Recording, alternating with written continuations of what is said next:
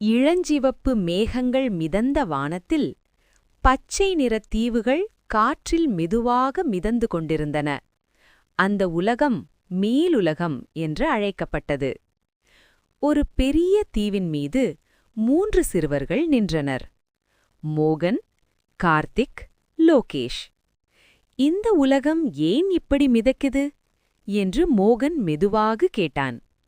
அப்போது மேலே ஒரு சிறிய தீவில் ஒரு முதியவர், ஒரு இளம்பெண், ஒரு சிறு குழந்தை அமைதியாக கீழே பார்த்து கொண்டிருந்தனர்.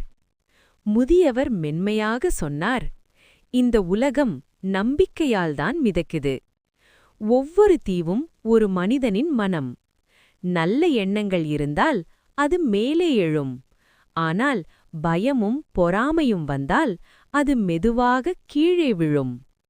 அந்த கணத்தில் அருகிலிருந்த ஒரு தீவு நடுங்கியது. நம்ம தீவும் விழுந்தா? லோகேஷ் பயத்துடன் கேட்டான். அப்போது அந்த சிறு குழந்தை சிரித்தபடி சொன்னாள், நீங்க ஒருவரை ஒருவர் நம்பினா எதுவும் விழாது. 3 நண்பர்களும் ஒருவரை ஒருவர் பார்த்து சிரித்தார்கள். அந்த நொடியில் அவர்கள் நின்ற தீவு இன்னும் மேலே உயர்ந்தது.